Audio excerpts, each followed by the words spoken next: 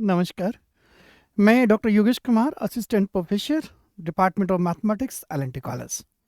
तो आज हम सॉल्यूशन डिस्कस करेंगे जो कि लास्ट ईयर का पेपर है मेरे पास में, एमजेसी फर्स्ट सेमेस्टर का 2024-28 सेशन का। तो सबसे पहले पेपर का पैटर्न का आपको आइडिया है ही कि पेपर का पैटर्न जो होता है 70 मार्क्स का एग्ज़ाम होगा, जहाँ पे सेक्शन ए पार्ट ए में आपके 5 यूनिट से 10 क्वेश्चंस होंगे, 2 मार्क्स के 20 मार्क्स का ये पेपर होगा। उसके बाद में यदि मैं पार्ट बी पे आता हूँ तो पार्ट बी भी 20 मार्क्स का होता है। पार्ट बी में आपको 5 मार्क्स के 4 क्वेश्चंस अटेम्प्ट करने के लिए होते हैं, तो ये वाला भी 20 मार्क्स का होता है। और इसी तरह पार्ट सी की बात करते हैं तो 10 मार्क्स के यहाँ पे 3 क्वेश्चंस होते हैं, 30 मार्क्स का ये होते हैं, तो टोटल पेपर 70 मार्क्स का होता है। इस क्वेश्चन पेपर को मैंने पूरा सॉल्व किया है और वो पीडीएफ है, तो वहीं से मैं क्वेश्चंस को डिस्कस करता रहूँगा। क्वेश्चन नंबर आप यहाँ से भी मैच कर सकते हैं।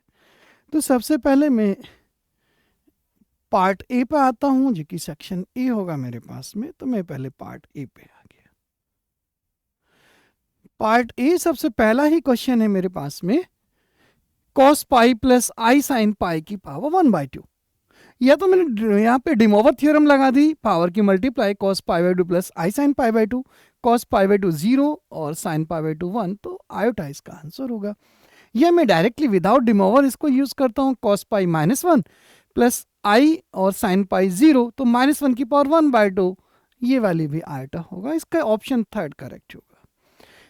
इसी का सेकंड क्वेश्चन है, बी क्वेश्चन है, theta equals to tan theta minus tan cube theta by 3 plus tan 5 by theta, जो कि ग्रोगी सीरीज है।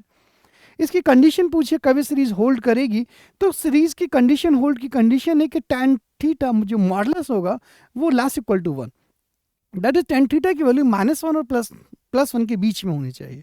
तो कब ये होल्ड होगा, यदि थीटा -4 और π/4 के बीच में होगा, तो यहाँ पे कंडीशन फुलफिल होगी, दैट इज इसका ऑप्शन थर्ड करेक्ट होगा। नेक्स्ट क्वेश्चन पे आते हैं, ये नेक्स्ट वाला है, the value of minus iota की पावर माइनस आयोटा। तो मुझे ये वाली पूछिए, माइनस आयोटा की पावर माइनस आयोटा। अब यदि मैं माइनस आयोटा को लेता हूँ तो माइनस आयोटा ये मेरे पास में कॉम्प्लेक्स नंबर है, मैं इसे रिप्रेजेंट करता हूँ, तो z equals to x plus i y, यहाँ से मैंने कंपेयर किया, x 0 होगा y -1, तो जब मैं रिप्रेजेंट करूँगा x 0 y -1, तो ये पॉइंट होगा, दैट इज y की नेगेटिव डायरेक्शन में 1 डिस्टेंस पर होगा, ये 0 -1 कोऑर्डिनेट पे होगा, तो ये माइनस आयोटा होगा। अब यदि मैं r और थीटा की बात करता हूँ तो यहाँ पे r की तो वैल्यू 1 होगी, और थीटा, ये यहाँ पे थीटा की जो डायरेक्शन यहाँ पे anti clockwise, that is theta यहाँ पे -π/2 होगा। तो माइनस आयोटा को हम रिप्रेजेंट कर पाएंगे 1 इंटू ई की power i -π/2 plus 2n pi for any integer. मुझे वैल्यू फाइंड करनी है माइनस आयोटा की पावर माइनस आयोटा, तो ये वाली मैंने माइनस आयोटा की पुट की और इसकी पावर माइनस आयोटा, दोनों पावर्स की मल्टीप्लाई, तो माइनस आयोटा की मल्टीप्लाई है माइनस आयोटा स्क्वायर और आयोटा स्क्वायर -1, तो ये वाली 1 बन जाएगी, that is e raise to power -π/2 plus 2n pi, ये वाली होगी।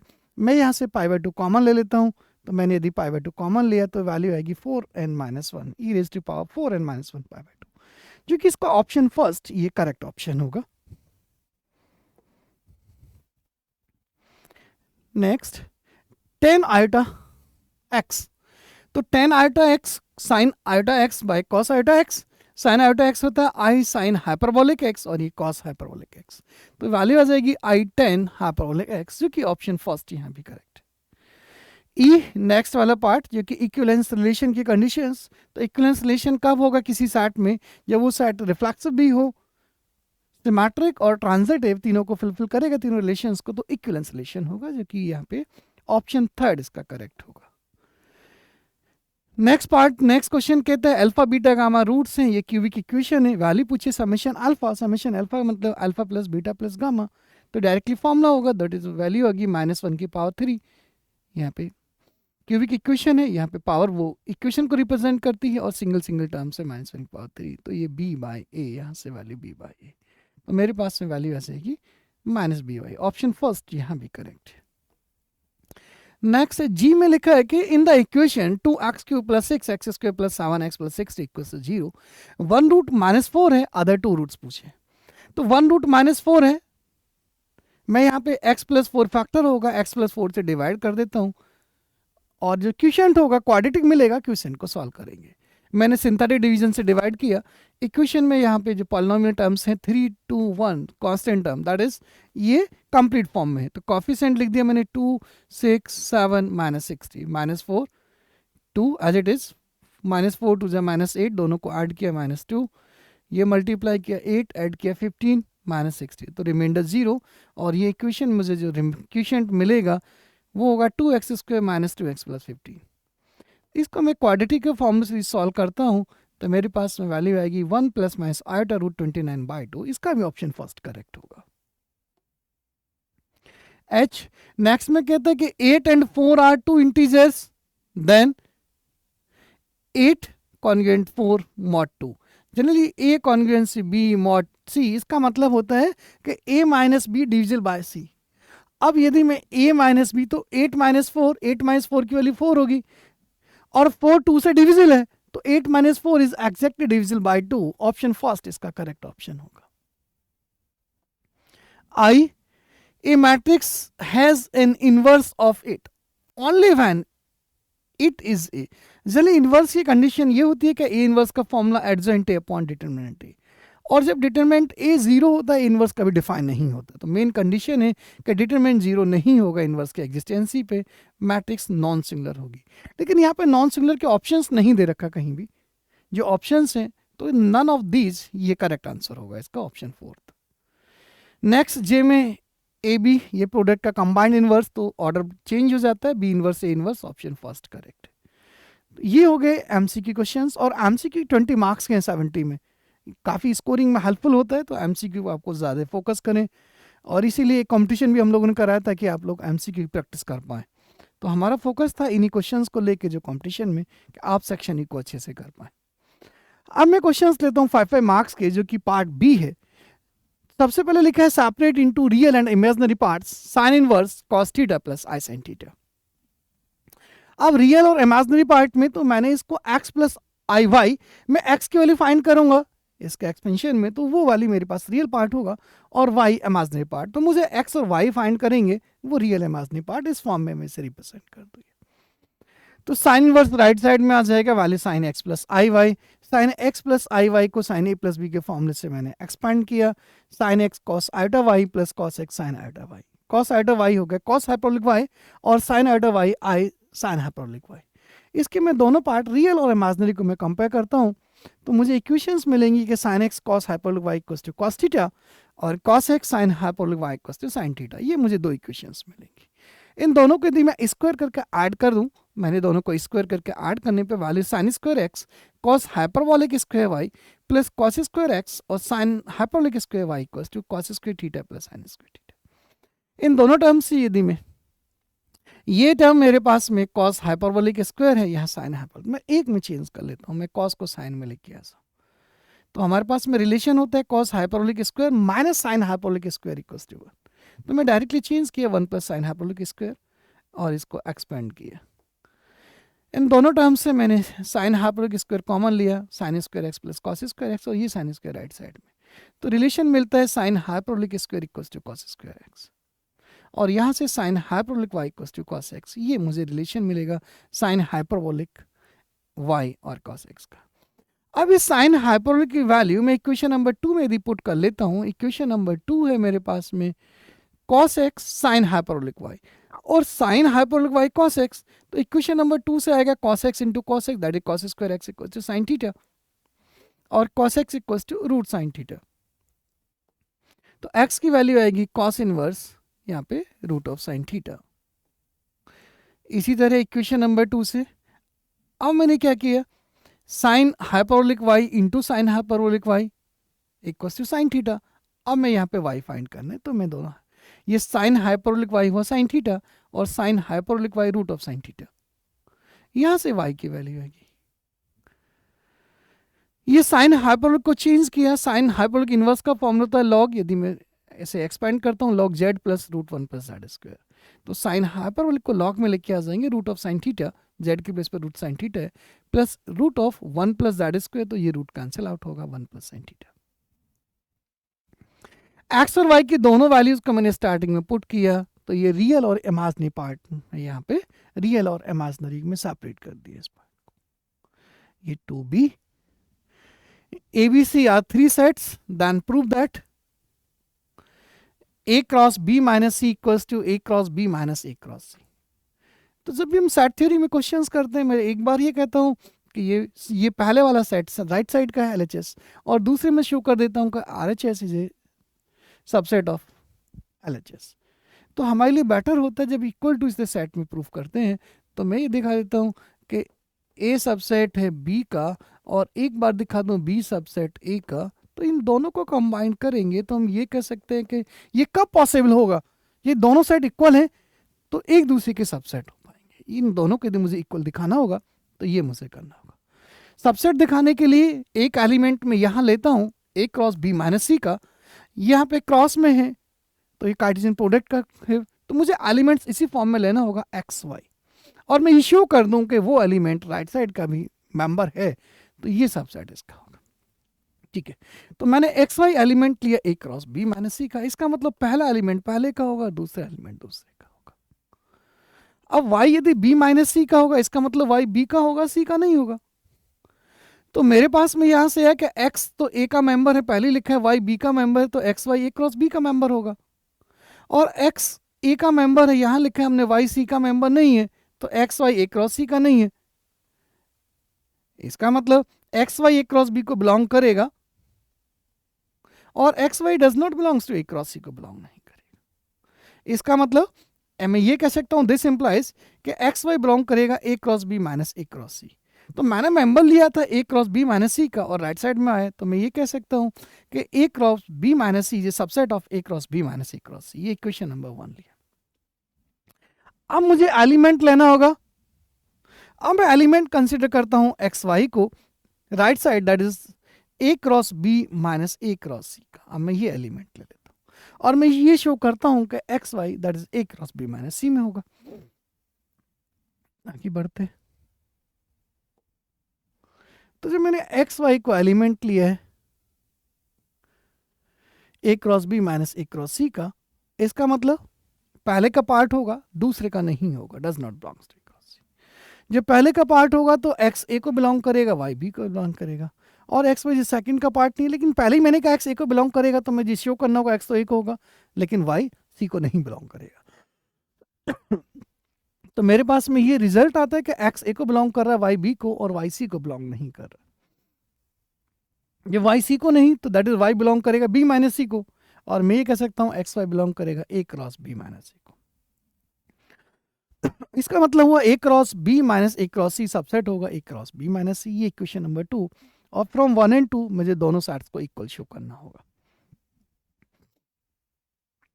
Next problem, find the quotient and the remainder when x raised to the power 5 minus 2x raised to the power 4 minus 15x cube plus 12x plus 10 is divisible by x minus 4. तो divisible by x minus 4 है. यहाँ भी better होगा कि हम synthetic division से यदि कर पाएंगे तो फास्टली हो पाएगा. लेकिन सिंथेटिक डिवीजन की कंडीशन के जो टर्म्स होंगी, वो टर्म्स यहाँ पे कंप्लीट फॉर्म में जो टर्म्स हैं, पावर 5 भी है, 4 है, 3 है, 2 नहीं है. जो टर्म नहीं होगी, मिसिंग है, तो 0 इंटू एक्स को लिख दिया मैंने, प्लस 12x प्लस 10. अब ये कंप्लीट फॉर्म में हो गया. अब मैं कॉफिशिएंट्स को लिख देता हूँ, 1 2 माइनस 15 0 12 10. ये मैंने कॉफिशिएंट्स लिख दिए इस फंक्शन के, पॉलिनोमियल के, और x माइनस 4 से डिवाइड 4 यहाँ पे लिखा है, फिर 1 एज इट इज, 4 1 जा 4, 2 4 6, 4 6 जा 24, दोनों को ऐड किया 9, 9 4 जा 36, ऐड किया 36, 36 इंटू 4 144, दोनों को ऐड किया 156, फिर मल्टीप्लाई किया 6 2 4, ऐड किया 634. ये रिमाइंडर होगा. तो रिमाइंडर हो गया मेरे पास 634, और क्वोशिएंट की वैल्यू 1 डिग्री कम हो जाएगी, तो x raise to power 4 plus 6x cube plus 9x square plus 36x plus 156. ये मेरे पास में क्वोशिएंट बनेगा. नेक्स्ट है कि find the inverse of the matrix. इस मैट्रिक्स का इनवर्स, तो इनवर्स के लिए यहाँ पे जो आप 10% वाला मेथड है, उसी से इनवर्स आपके सिलेबस में मैं उसी को यूज़ कर लेता हूँ.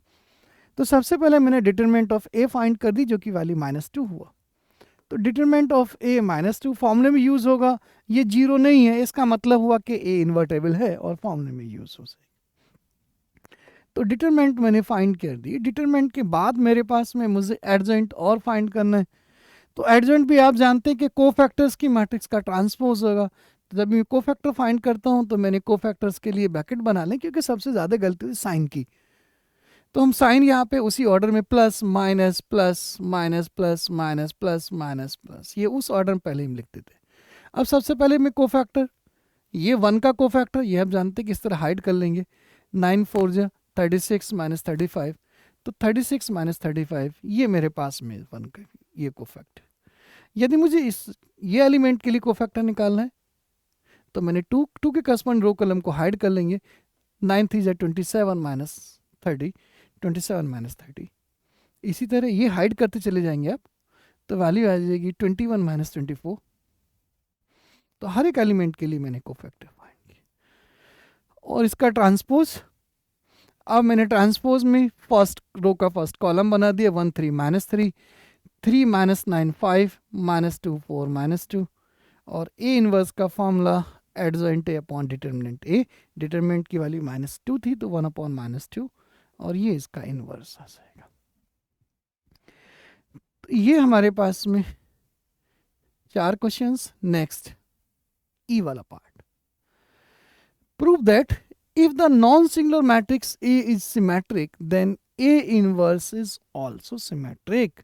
That is symmetric matrix का जो inverse होगा वो भी symmetric होगा। मुझे ये प्रूफ करना है। अब A symmetric matrix है तो symmetric की डेफिनेशन होती है कि मैट्रिक्स का जो ट्रांसपोज होगा वो उसी के इक्वल होगा। ये सिमेट्रिक की कंडीशन है, मैट्रिक्स का ट्रांसपोज तो ये गिवन है, सिमेट्रिक है, इसका ट्रांसपोज इसका प्रूफ करना इनवर्स सिमेट्रिक है। तो मुझे इनवर्स का जो ट्रांसपोज होगा इनवर्स के इक्वल यदि मैं प्रूफ कर दूंगा तो मेरा रिजल्ट कंप्लीट होगा। अब since A is non singular, पहले का नॉन सिंगुलर तो इनवर्स एग्जिस्ट कर रहा है, और जब इसका इनवर्स एग्जिस्ट कर रहा है तो मैं ये कह सकता हूं ए इन्वर्टेबल है, ए ट्रांसपोज ए के इक्वल है, तो ए ट्रांसपोज का इनवर्स भी एग्जिस्ट करेगा। और ये प्रॉपर्टी होती है कि ए इनवर्स का ट्रांसपोज ए ट्रांसपोज का इनवर्स दोनों इक्वल होते हैं। मेरे कहने का मतलब पहले मैं इनवर्स निकाल के ट्रांसपोज कर दूं या ट्रांसपोज का इनवर्स कर दूं, दोनों वाली इक्वल होती है। तो मैं इस रिजल्ट को लिख सकता हूं, जब ए ट्रांसपोज का इनवर्स एग्जिस्ट करता है तो मैं ये लिख सकता हूं कि नाउ ए इनवर्स के ट्रांसपोज इक्वल्स टू, इस प्रॉपर्टी से ए ट्रांसपोज का इनवर्स, और ए ट्रांसपोज में ऑलरेडी यूज कर रहा हूं ए का इनवर्स, तो ये ए का इनवर्स, तो मुझे ए इनवर्स का ट्रांसपोज ए इनवर्स के इक्वल जो मुझे शो करना था और ये रिजल्ट शो हो चुका है। इसका मतलब ए इनवर्स सिमेट्रिक हो गया।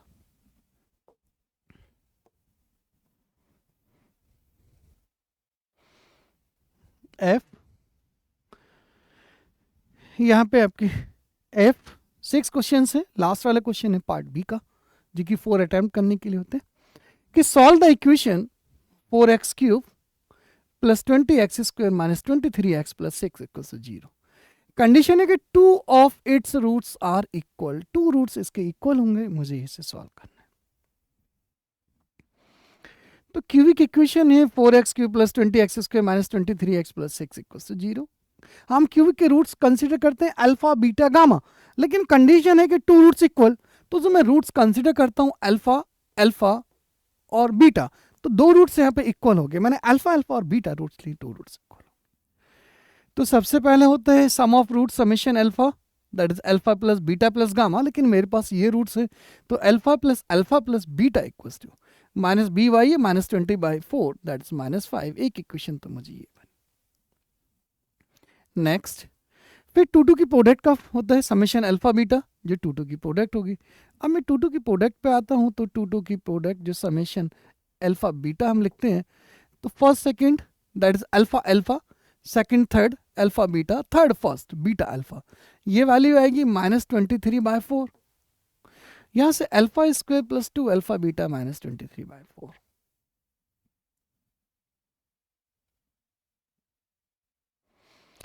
नेक्स्ट इक्वेशन, ये इक्वेशन नंबर सेकंड। थर्ड होता है कि तीनों रूट्स की प्रोडक्ट अल्फा बीटा गामा। और रूट से मेरे पास अल्फा अल्फा बीटा, तो alpha alpha beta equals to value होती है 3 है यहाँ पे, तो -6/a माइनस फॉर्मूले का, और 6/a दैट इज 6/4। तो अल्फा स्क्वायर बीटा की वैल्यू होगी -3/2। 3 इक्वेशन। अब इक्वेशन नंबर मैं सेकंड से देखता हूं, तो बीटा की वैल्यू है -5 -2 अल्फा। अब बीटा की वैल्यू को यदि मैं पुट कर देता हूं, मैंने बीटा की वैल्यू को यहाँ पे पुट किया इक्वेशन नंबर 2 में। इक्वेशन नंबर 2 है alpha square plus 2 alpha beta -5 -2 alpha equals to -23/4।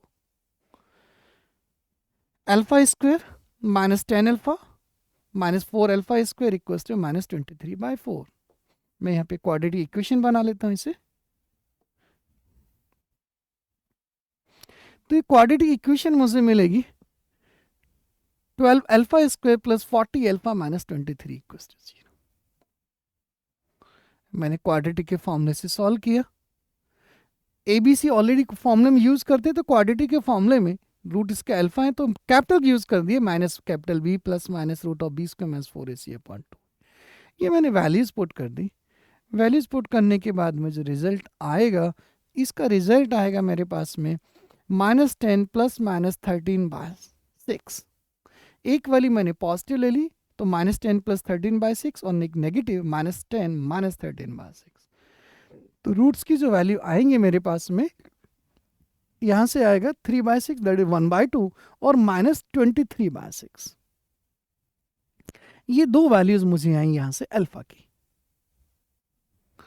Beta की वैल्यू थी -5 -2 अल्फा।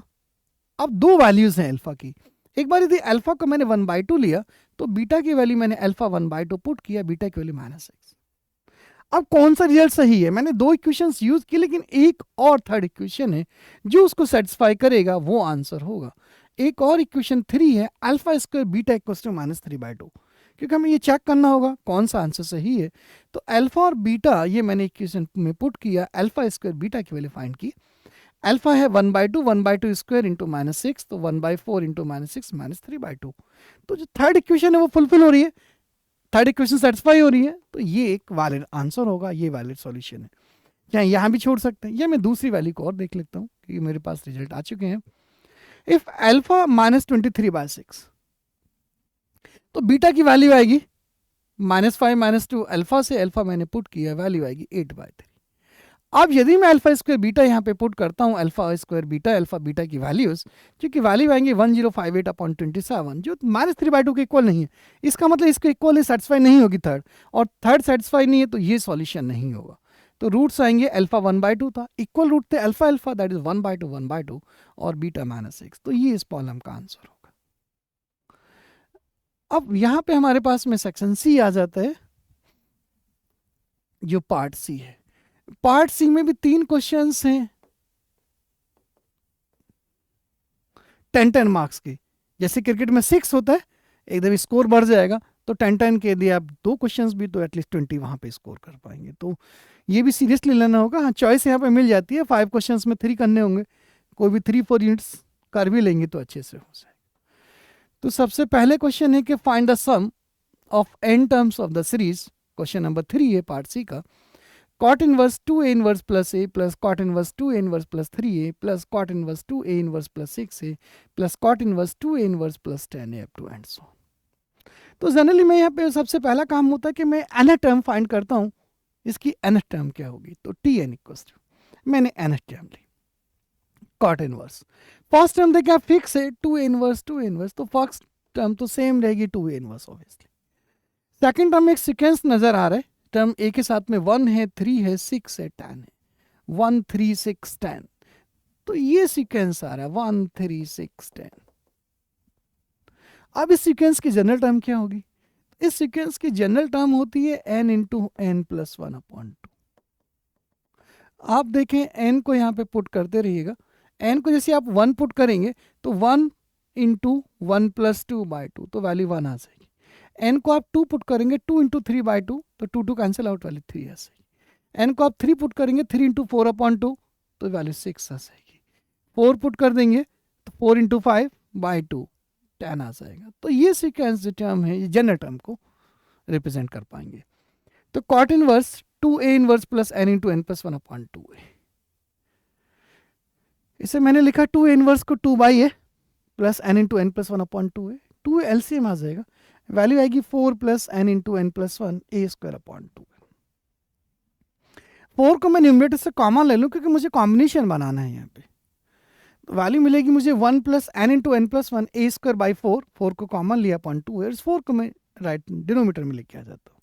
जब डिनोमीटर में लेके आऊंगा तो 2a/4 इसको मैंने a/2 लिख सकता।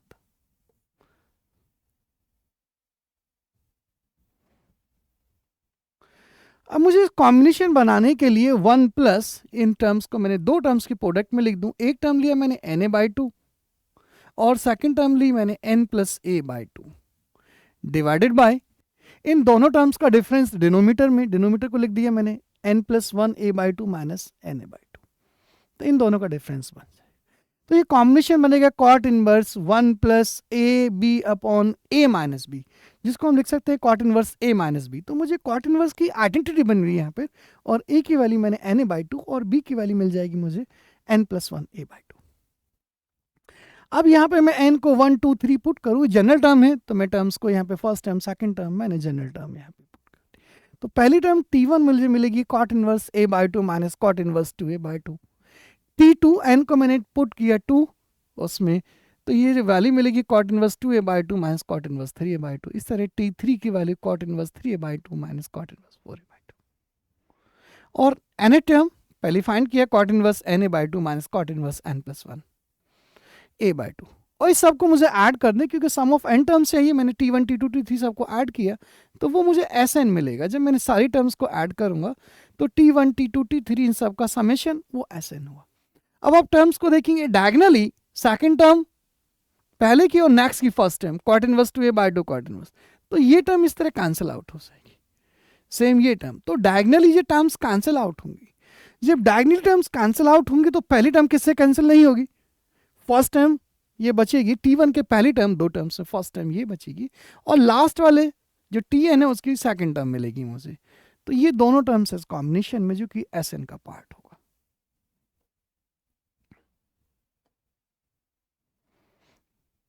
नेक्स्ट हम क्वेश्चन नंबर 4 लेते हैं। ये डायरेक्टली एक थ्योरम है। If AI is countable infinite set for I equals to 1 to 3, then prove that I equals to 1 to infinity AI is countable infinite. That is, जो countable sets की infinite union होगी वो भी countable होगी, ये मुझे show करना है। अब AI उसने countable दिया, in fact since AI is countable, countable को इन्यूमरेबल भी हम बोलते हैं, वो इन्यूमरेबल है for each item. Therefore, the elements of AI can be exhibited as follows. Generally enumerable है तो नेचुरल नंबर से मैपिंग हो पाएगी। जनरली नेचुरल नंबर से मैपिंग, तो फर्स्ट मैंने 1 क्योंकि A1 सेट है, और सेकंड या सफिक्स में 1 2 3 n क्योंकि मुझे मैपिंग करनी होगी, सीक्वेंस बनाना होगा। तो पहला एलिमेंट इस सफिक्स का 1 फिक्स किया है और एलिमेंट्स इस फॉर्म में लिख दिए सेकंड सफिक्स में 1 2 3 मैपिंग के लिए। इसी तरह यदि मैं जो सेकंड A2 के एलिमेंट्स लूंगा तो इस सफिक्स का 2 फिक्स रहेगा और सेकंड जो सफिक्स है वो चेंज करते रहेंगे। A3 को भी मैंने लिखा इसी तरह से, और an इनफाइनाइट यूनियन है up to and so on, ये चलेगा। अब इस सीक्वेंस के अंदर मैं यदि कॉम्बिनेशन बनाता हूं डायगनली, दैट इज पहला A11 इस सफिक्स का सम 2 रहे, इस तरह डायगनली कि जिन सफिक्स के एलिमेंट्स का सम 3 होगा तो ये दो एलिमेंट आएंगे A12 और A21, ये दोनों एलिमेंट्स कवर हो जाएंगे। यदि मैं लेता हूं कि सफिक्स का सम मेरे पास में 4 बन जाएगा, A13 A22 A31, तो इस तरह का सम आएगा। दैट इज इस डायगोनल के फॉर्म में एक भी एलिमेंट नहीं बचेगा। यदि इस तरह मैं सफिक्स के एडिशंस 5 लूंगा तो ये डायगोनल में एलिमेंट्स आएंगे। तो इन एलिमेंट्स को मैं इस तरह कलेक्ट करता हूँ, सीक्वेंस बनाता हूँ कि we collect the elements diagonal wise. First A11 लिया, उसके बाद में मैंने एलिमेंट्स A12 और A21 दैट इज जो सफिक्स का सम 3 वाला लिया, सफिक्स का सम 4, और इसी तरह प्रोसीड करें डायगोनली। जब प्रोसीड करेंगे 10 वे फॉर्म जो ए सेट यदि मैं सबकी यूनियन लेता हूं तो सारे एलिमेंट्स आ जाएंगे। ये A11 आया, यहाँ पे सफिक्स 3 वाले सफिक्स 4 वाले इस तरह एलिमेंट्स आते हैं। इसको मैंने B1 फिर B2 B3 ये मैंने सीक्वेंस बना ली, और ये BK, K की वैल्यू जो K होगा मेरे पास में कितना होगा, तो K होगा 1 2 3 आप यहाँ पे देखेंगे B1 ये 1 + 1, B2 के जो सम आ रहे हैं यहाँ पे 3 आ रहा है, B3 में कितना सम आ रहा है वो 4 आ रहा है, और BK में जो K के सफिक्स का सम कितना आएगा इन एलिमेंट्स के, तो 1 + 2 + 3 up to m + n - 2 + n, ये सम। अब आप देखेंगे जो ये सेट आया है इनफाइनाइट यूनियन का, A is expressible in the form of sequence of distinct element, तो सारे एलिमेंट डिस्टिंक्ट होंगे, कोई भी एलिमेंट्स सेम नहीं होगा, और डिस्टिंक्ट एलिमेंट्स होंगे, इसका मतलब कहीं ना कहीं वो एक मापिंग भी बन जाएगी, डिस्टिंक्ट एलिमेंट है, सीक्वेंस बन जाएगा, और ये काउंटेबल होगा, hence A is countable.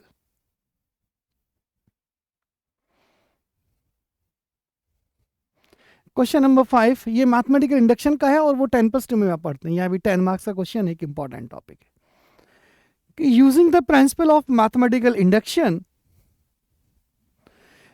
prove that 1/1 × 2 × 3 + 1/2 × 3 × 4 + 1/3 × 4 × 5 up to n terms equals to n × n + 3/4 × n + 1 n + 2।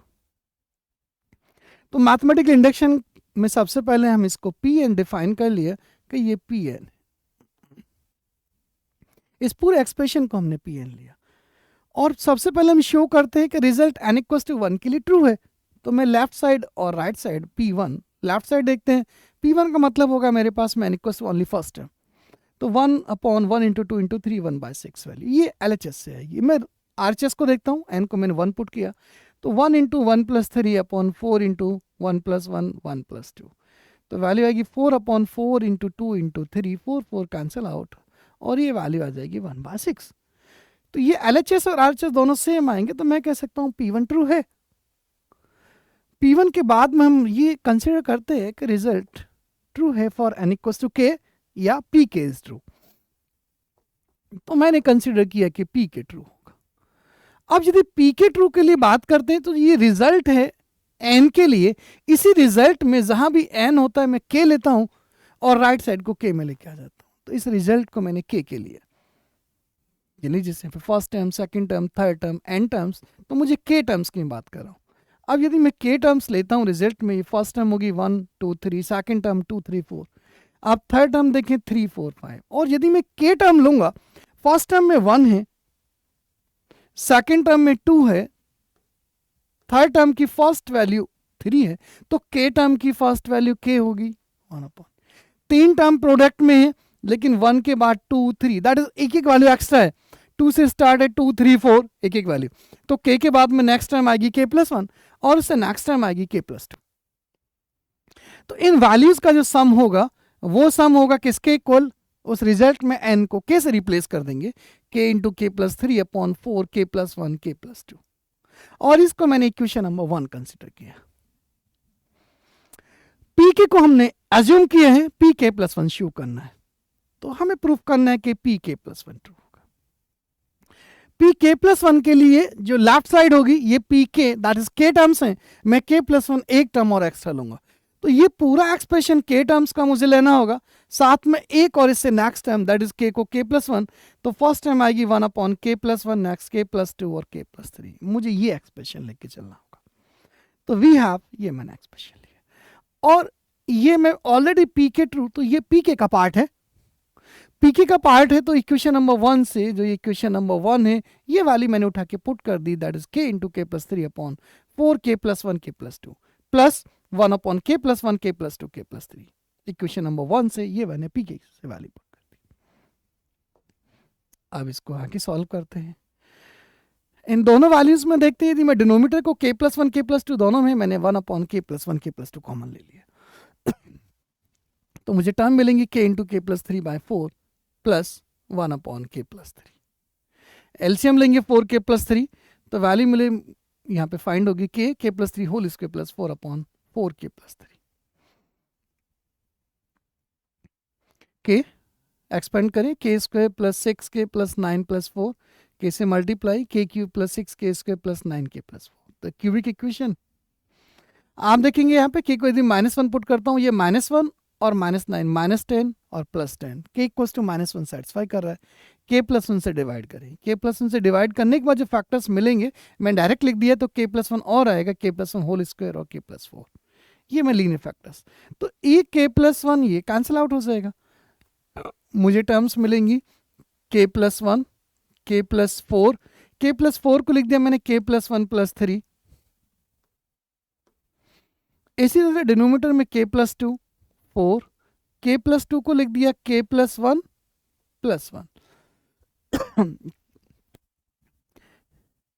k+3 तो k+1+1, दैट इज जहां भी k है वहां k+1 आ गया इक्वेशन नंबर 1 में। तो मैं कह सकता हूं कि pk+1 इज ट्रू, या जनरल रिजल्ट में जहां भी n है वहां पे k+1 नजर आ रहा। तो hence by principle of mathematical induction pn is true for all positive integers। तो ये pn का part. Question number 6, question number 6 matrix में भी यहाँ पे मैं देखता हूँ कि पार्ट बी और सी दोनों में ही सिमेट्रिक के क्वेश्चन दे दिए। तो जनरली कहीं ना कहीं मैट्रिक्स के जो क्वेश्चंस हैं वो बहुत सारे टॉपिक्स छोड़ के वो सिमेट्रिक्स पे ही फोकस हो गया, और क्वेश्चन भी थ्योरम वाले दे दिए डायरेक्टली, जो कि एक प्रॉपर पेपर का जो पैटर्न है स्टार्टिंग का वो कुछ मुझे गड़बड़ नजर आ रहा है यहाँ पे। If A is symmetric matrix prove that adjoint is also symmetric. तो सिमिलर प्रॉब्लम इनवर्स का तो यहाँ पे ये आ गया, तो 10 मार्क्स ये 15 मार्क्स का वो सिमेट्रिक का ही हो गया। अब ए सिमेट्रिक मैट्रिक्स है तो ए ट्रांसपोज के equal, taking adjoint on both sides, adjoint of A transpose equals to adjoint of A. अब एडजॉइंट की प्रॉपर्टी होती है एडजॉइंट ए का ट्रांसपोज करे या ए ट्रांसपोज का एडजॉइंट, दोनों इक्वल होते हैं। तो इस प्रॉपर्टी से एडजॉइंट ए ट्रांसपोज को मैं लिख सकता हूं adjoint A whole transpose equals to adjoint A. और यही मुझे शो करना था मुझे शो करना था कि एडजॉइंट ए सिमेट्रिक है, तो एडजॉइंट ए का ट्रांसपोज एडजॉइंट ए के इक्वल ही मुझे प्रूव करना था।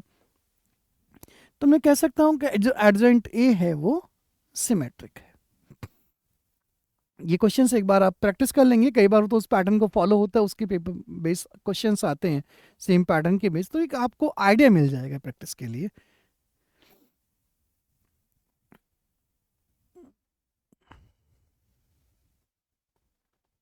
ये बाई क्वाड्रेटिक का क्वेश्चन है, लास्ट क्वेश्चन ही है सिर्फ।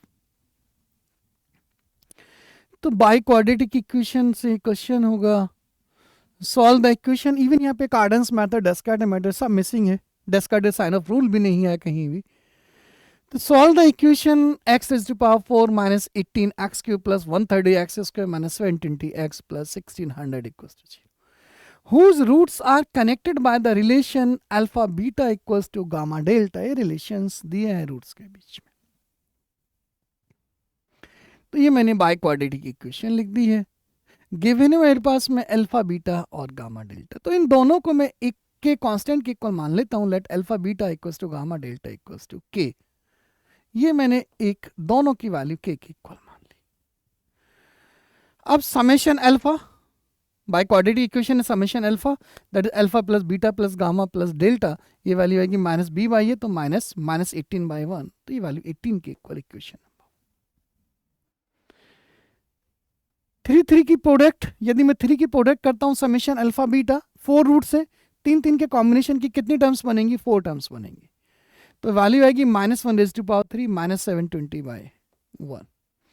लेकिन ये वैल्यूज मैं यहाँ पे डिफाइन करता हूँ alpha beta gamma delta, alpha beta delta और गामा डेल्टा अल्फा 720।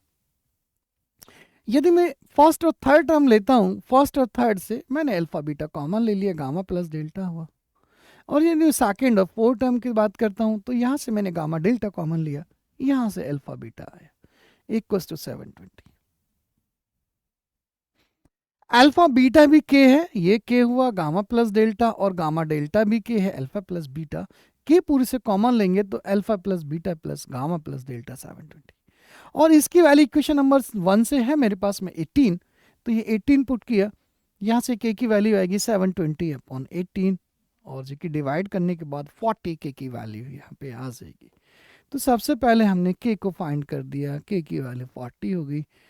40 के साथ में भी मेरे पास में इन दोनों के प्रोडक्ट मुझे मिल जाएगी, अल्फा बीटा भी 40 हुआ, और गामा डेल्टा भी 40 हो गया। मुझे सेपरेट वैल्यूज दोनों की प्रोडक्ट मुझे मिल पाए। आगे बढ़ते हैं। अब 2 की प्रोडक्ट समेशन अल्फा बीटा होगा सी बाई ए, तो देखिए 136 वैल्यू। कितने टर्म्स बनेंगे इसके, कॉम्बिनेशन बनेंगे 6 टर्म्स बनेंगे। तो यहाँ पे वैल्यूज आ जाएंगी alpha beta, alpha gamma, alpha delta, इस तरह बीटा गामा, बीटा डेल्टा और गामा डेल्टा। अल्फा बीटा, इन दोनों से अल्फा कॉमन हुआ, गामा प्लस डेल्टा, यहाँ से beta common, gamma plus delta और ये गामा डेल्टा। तो अल्फा बीटा हमने अभी फाइंड किया 40, गामा डेल्टा 40, तो ये वैल्यू आएगी गामा प्लस डेल्टा, यहाँ से मैं कॉमन ले लूँ, alpha plus beta, gamma plus delta, 40 40 80 को इधर माइनस कर देंगे, तो मुझे वैल्यू मिलेगी alpha plus beta into gamma plus delta की वैल्यू 150, ये 56, इक्वेशन नंबर 2। अब S1 मैंने कंसिडर किया अल्फा प्लस बीटा और S2 लिया मैंने गामा प्लस डेल्टा। ये मेरे पास में सम है और इनकी प्रोडक्ट, मैं इनकी यदि प्रोडक्ट करता हूं, प्रोडक्ट की वैल्यू है, तो S1 प्लस S2 इन दोनों का चारों का सम इक्वेशन नंबर 1 से ऑलरेडी था, alpha plus beta plus gamma plus delta 18, तो S1 प्लस S2 का सम मिला और S1 S2 की प्रोडक्ट मिल गई। तो यदि S1 S2 रूट्स हैं क्वाड्रेटिक इक्वेशन के, तो मैं एक इक्वेशन बना सकता हूँ y square minus S1 plus S2 y plus S1 S2 equals to 0। मैंने वैल्यूज पुट कर दी 18 और 56, तो यहाँ से y की वैल्यू आएगी 14 और 4, तो अल्फा प्लस बीटा को मैंने 14 मान लिया और गामा प्लस डेल्टा को 4 मान लिया। अभी तक हमारे पास दोनों की प्रोडक्ट की टर्म्स मिली थी, अब दोनों का एडिशन मिला। प्रोडक्ट और एडिशन से अल्फा बीटा के लिए सेपरेट क्वाड्रेटिक बना लें और गामा डेल्टा के लिए सेपरेट क्वाड्रेटिक बना लें। तो यदि मैं अल्फा और बीटा मुझे फाइंड करनी होगी, तो मेरे पास में अल्फा प्लस बीटा भी है और अल्फा बीटा है, तो alpha beta are the roots of the equation, एक क्वाड्रेटिक बना लें, Z square minus alpha plus beta Z plus alpha beta equals to 0। Alpha plus beta 14 था और अल्फा बीटा 40, तो यहाँ से जो मेरे पास में z की वैल्यूज आ जाएंगी, तो डायरेक्टली यहाँ पे फैक्टर 10 4 जा 40, 10 4 यहाँ पे वैल्यूज आ जाएंगी 10 4, तो एक अल्फा हुआ एक बीटा हुआ 10 4। इस तरह मैं गामा डेल्टा की बात करता हूँ कि gamma delta are the roots of, ये भी मैंने क्वाड्रेटिक इक्वेशन बना ली, omega square minus gamma plus delta omega plus gamma delta equals to 0। Gamma plus delta already मेरे पास 4 है, मैंने पीछे फाइंड किया था, और गामा डेल्टा 40। अब इस इक्वेशन को फॉर्मूले से हमने सॉल्व करते हैं, जो कि वैल्यूज आएंगी ओमेगा की 2 प्लस माइनस 6 आयोटा। तो एक वैल्यू में गामा मान लेता हूँ, डेल्टा मानता हूँ, दैट इज जो चारों रूट्स होंगे वो 10 4 2 प्लस 6 आई और 2 माइनस 6 आई। तो ये हमारे पास में चारों वैल्यूज होंगी। तो ये एक MGC का पेपर जो मैंने पूरा सॉल्व किया, डिस्कस किया, पूरा PDF के फॉर्म में है। यदि आपने पूरी वीडियो देखेंगे आपको सारे क्वेश्चंस का सॉल्यूशंस इजीली आप कर पाएंगे। तो एक बार प्रैक्टिस करना, ओके, अच्छे से एग्ज़ाम दीजिएगा, ओके, प्रैक्टिस करना, थैंक यू।